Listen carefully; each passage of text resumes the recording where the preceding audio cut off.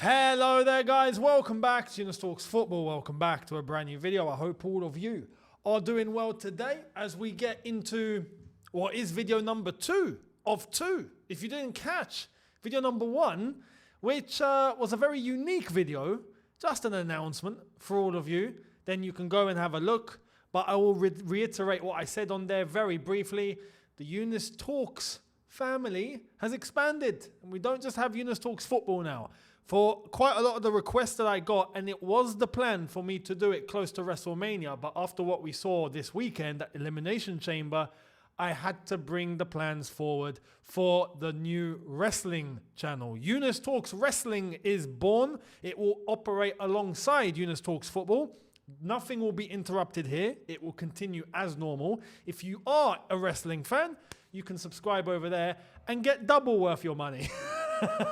Or not money, you're not paying anything. Double worth your time.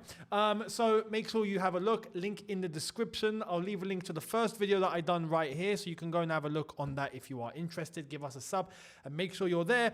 Just like here, we're going to be getting the watch-alongs. I mean, Real Madrid, Atletico Madrid tomorrow night, if I'm not mistaken. Night after, PSG Liverpool alongside Bayer Leverkusen, Bayern Munich. We're going to be doing watch-alongs for each of those nights.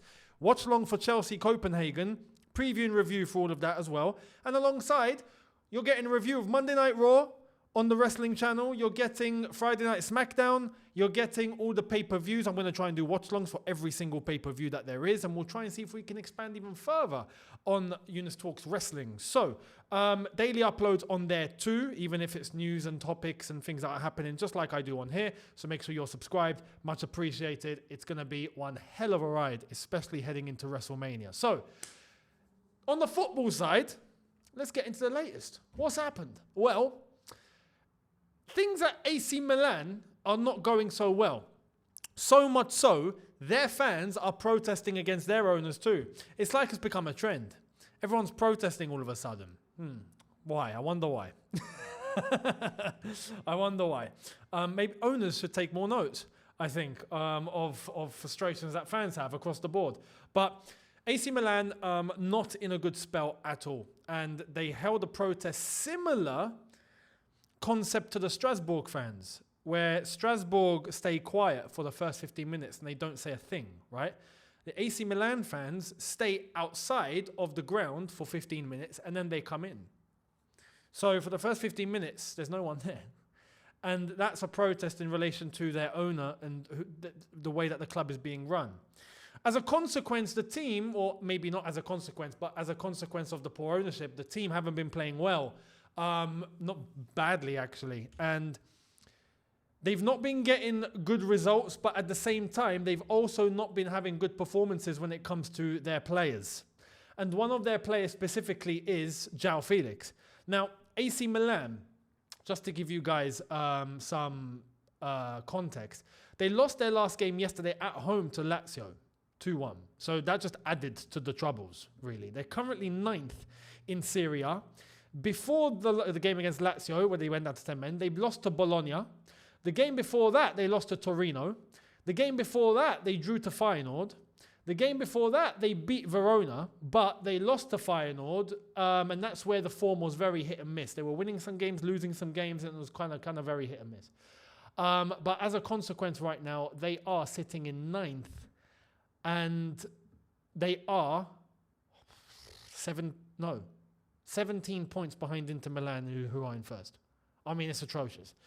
They are not going to be playing Champions League football, maybe not even European football at this rate. It's looking bleak. It's looking very, very bleak. So AC Milan, that's their problem. Joao Felix, who is there, hasn't been playing well. But he's been getting criticism. And in turn, Chelsea fans are in a bit of a panic. Because it's like, oh my God, what the hell are we going to do with Joao Felix now? He's not wanted anywhere. Well, let's get into the latest. Here's what Fabrizio has said in relation to Joao Felix. The current feeling is that AC Milan will not continue with Joao Felix. Internally, it has not been what they expected. It's really difficult for Milan, not only down to Joao. Let's wait for the new direction, but they can't imagine going to Chelsea and paying 40 to 45 million euros. I mean, the chances here is that, and to be honest, I didn't even expect this, is that he'll probably just head back to Chelsea and then we'll be stuck with him. Now, there are some Chelsea fans that are looking at this and going, the player's rubbish, he's rubbish. And there are some Chelsea fans that actually really like the player, Joao Felix, and they're hardcore stands that no matter what, he's the best thing since sliced bread, right? I'm going to go down a different route. And I'm going to say, this is what happens when you bring in a player, not for what the team actually needed at the time, but in order to just get a business transaction through the door. Now, don't get me wrong. When he first came to Chelsea, I mean, it's Joao Felix. I went, I'll take him. He's available. I'll take him. Yeah, why not? He's a technical player. He's good on his feet. I'll have him. It's better than nothing. But when we look into why that deal actually happened, he wasn't brought in, and we've seen the rift and difference in opinion between Enzo Maresca and Joao Felix here. I mean, he didn't even want to use him. Well, why did Joao Felix come to Chelsea in the first place? He came to Chelsea because we wanted to get rid of Conor Gallagher. Well, this is what happens. This is the risk. This is what you go down. Because, let's be honest, if Joao Felix had not come the other way, from Atletico to Chelsea, chances are Conor Gallagher would not have left to Atletico Madrid in the first place. And we wanted Conor Gallagher, I say we. The people in charge at the football club wanted Conor Gallagher gone for that pure profit. And in order to get that done, we get Joao Felix through the door. In our heads going, no worries, we could just flog him later. Which is clearly what we've attempted here, and now he's stinking up the place at AC Milan. But again, I don't also want to pin this solely on Joao Felix. Maybe people are looking at Joao Felix and going, he's going to be the ultimate solution. Clearly, AC Milan have got bigger problems, much like how we've got bigger problems. It's not going to be down to one player. There's a whole collective issue. I mean, I can only speak in terms of what I see Chelsea doing. When I look at AC Milan, their fans are protesting against the ownership. I mean, that tells you what you need to know. Are we not going through similar things, That means they've got multiple problems. They've got multiple issues. They're sitting in ninth. That's not just down to Joao Felix. That's down to everything, So, with this, is Joao Felix a bad player? No. I don't think he's a bad player. I think he suits a certain way of playing, though. I think if you have a team, much like, I'll give an example, At Barcelona, did he not look absolutely fantastic? He did. He looked in his element. The man was having fun. It was going so beautifully. Why? Because the whole concept at Barcelona is allowing the creativity on the ball. It's not too much restriction. There's a bit of freedom there. And there's tons of attacking talent there that bounce off each other. But there's nothing too rigid in terms of system and in terms of how they play. It feels very free-flowing. And that's the sort of thing, that's the sort of environment that Joao Felix needs to be in. He's just that type of baller. Now, if you tell him that, he has to follow a certain system. He has to follow an A to B. He has to follow and come back and defend and get stuck in and press. And that's not Joao Felix. Which is why I'm not surprised Enzo Maresca has not put him in the Chelsea team at all. I'm not shocked, especially in the 10 where Cole Palmer has been operating. Well, he's got no chance. But AC Milan, is there similar things going on there? To think that he's just a bad player, no, he's not a bad player. But I think he's limited in terms of how many teams he can actually play in at his level, at his highest level. Barcelona was one of them, but Barcelona didn't agree to, keep him on a permanent, or keep him for a long period of time. So that's that. What are we going to do now, though? Does he come back to Chelsea? What happens? God knows. God knows. Because right now, with the way that he's playing, I doubt he's getting sold for a big fee. I doubt it. Anyway, we'll see what happens. Let me know your thoughts. What do you think on Joao Felix? And how do you see this being resolved? Let me know. Now, I've got to show you this. This is ex-Chelsea players and current Chelsea players. There's 2 of them there anyway. Technically 3. And Thomas Tuchel met up Yeah, look at them. Having fun. Thomas Tuchel, Jorginho, Mason Mount, Chalobah, Reece James, Ben Chilwell. The whole gang are back together. 2021 winners, eh? Now, apparently they didn't get back together for this like some sort of just, Champions League winning link up. That's not what happened. It was Marina Granovskaya's birthday. I think she turned 50. So happy birthday, Marina, right? And they all linked up, I think, at her gaff, at her house. I think. But anyway, they linked up somewhere to celebrate. So, yeah, it's mad to see Tommy T and all these boys and, yeah.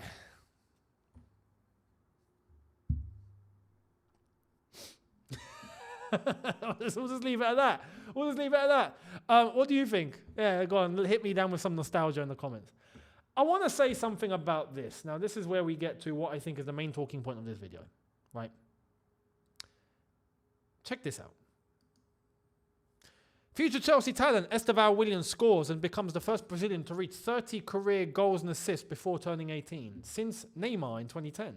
Estevao turns 18 in April, and then he will join Chelsea from July 2025. And he celebrated like Ney. So, some good propagating there for Estevao William. I want to say this, because on the weekend, right, he scored an absolute banger, right? I mean, I saw that goal and I was like, whoa. I mean, absolute rocket into the top corner, hit the post and hit the other side of the goal. I mean, it was mad. And then he scored another goal where he put it into the bottom corner. He has got, clearly, phenomenal technique. Technique, just talking technique here, yeah? Phenomenal. I think on the ball, you give him the ball, he looks like a sort of player that's able to keep the ball glued to his foot and do what he wants with it. And I love that in a player, yeah? Fantastic. I've not got a problem with that whatsoever. I've got one issue with him, though. And it's not even with him. He's doing what he can do and he's fantastic at the moment. Good luck to him. Brilliant. I have a problem with what fans are doing to him. What the media are doing to him. People are getting too carried away. Relax. This is what's going to kill the player. What everyone's doing right now, that's what's going to kill him.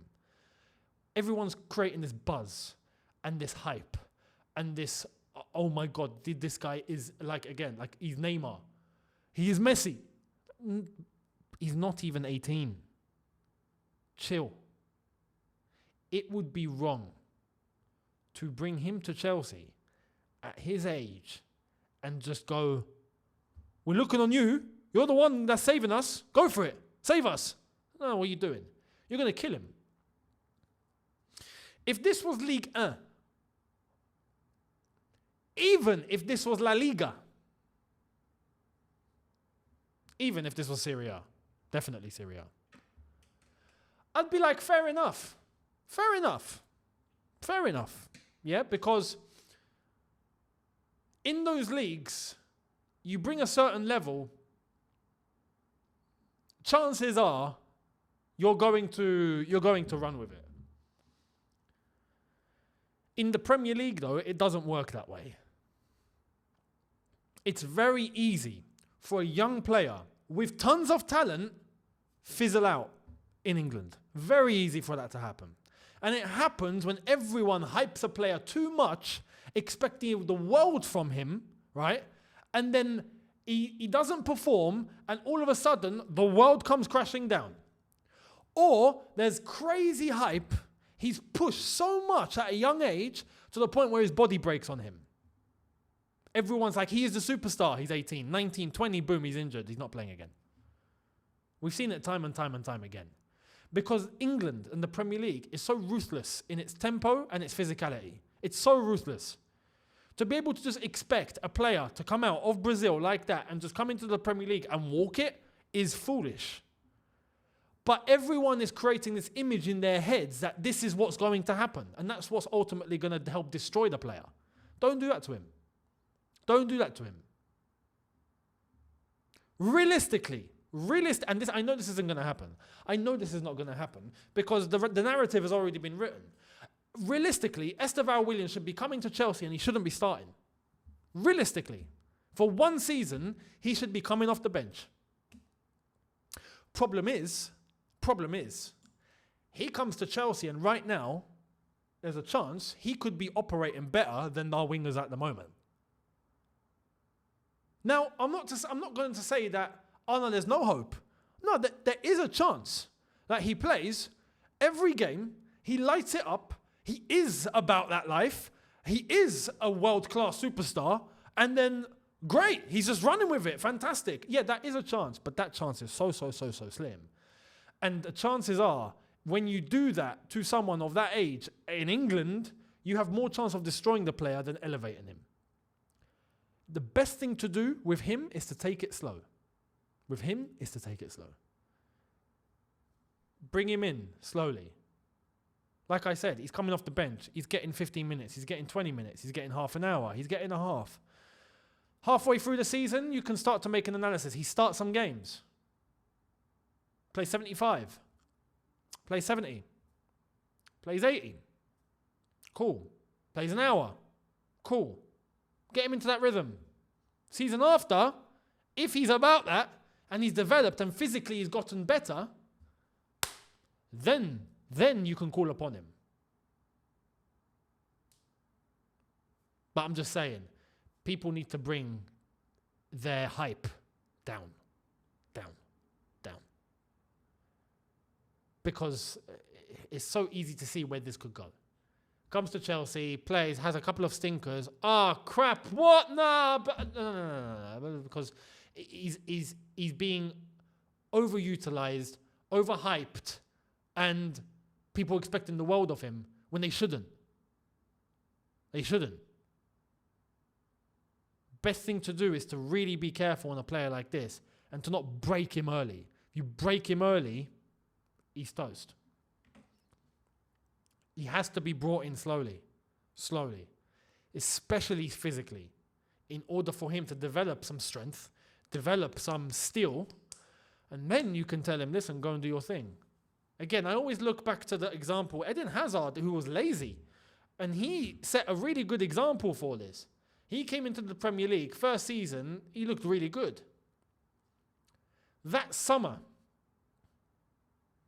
he come back pre-season, season started, you could just see his size had changed, he'd gotten stronger, he'd gotten more agile, and all of a sudden this guy was doing 180s in the space of 0.01 seconds. This is ridiculous, right? But there was that time for him to settle in.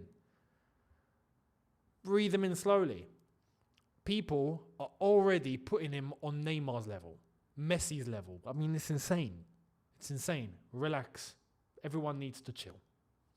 So, let me know your thoughts. Do you agree or disagree?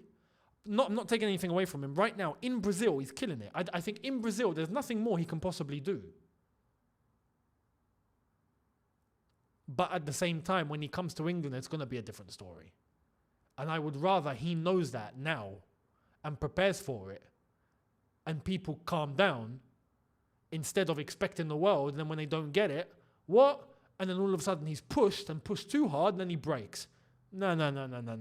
We've seen so many young players in England get overhyped and broken way too early to the point their bodies don't come back. And we've got living examples of that at Chelsea, haven't we? Do you want another one? No, I don't. So people need to be serious on this. Because we could have a big talent on our hands here. We actually could. With this one, we could. But I can already see where this one's going. So people calm down and just let him play his football. So let me know your thoughts down below. Much appreciated.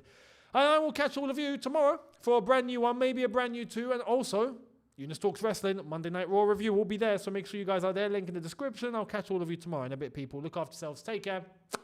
And peace.